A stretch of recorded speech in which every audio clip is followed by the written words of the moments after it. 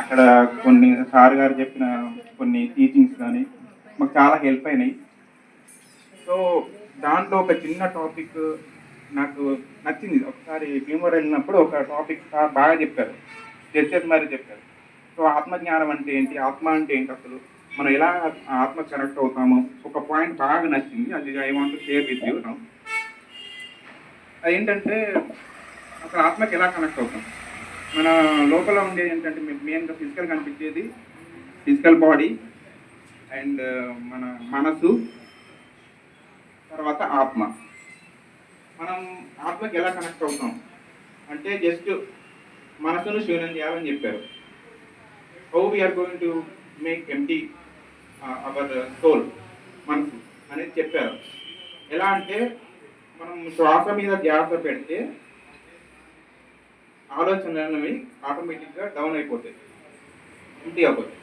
ఎప్పుడైతే మనం మనసు అనేది టచ్ చేస్తామో direct we are linking with soul.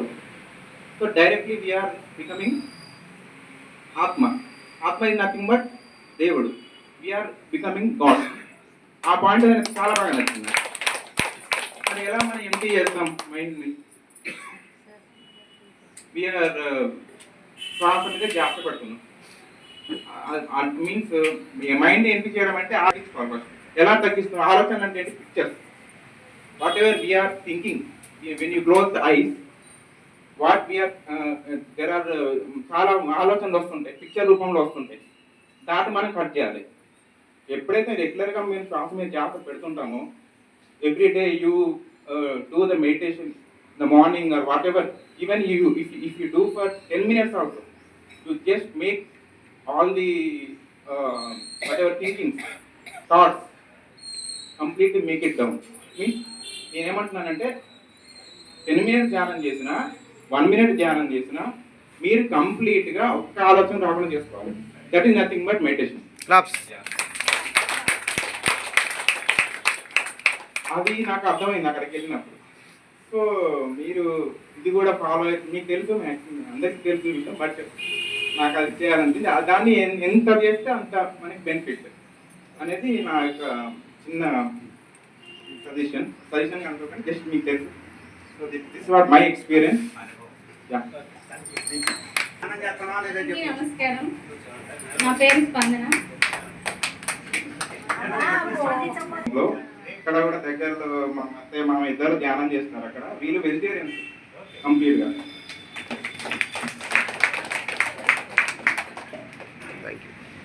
మీరు మా ధ్యాన కుటుంబంలోకి వచ్చారు కాబట్టి మాకు తెలియాలి. ఈరోజు మనకి ఎంత సీనియర్స్ ఉన్నారు కూడా మాట్లాడలేకపోతున్నారు. సహజమైన కొంత భయం కూడా పోతుంది ధ్యానం ఎప్పుడైతే చేస్తామో.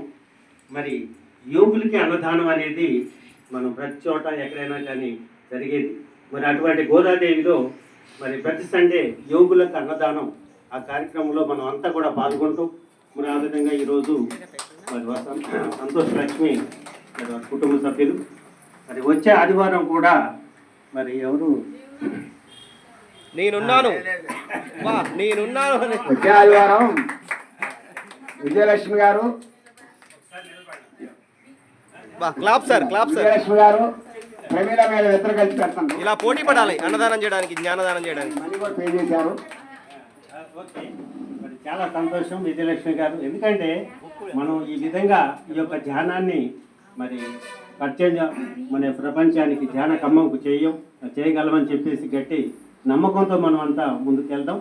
మరి గొప్ప విషయం ఏంటంటే వరల్డ్ మెడిటేషన్ డే December 21 మరి అధికారికంగా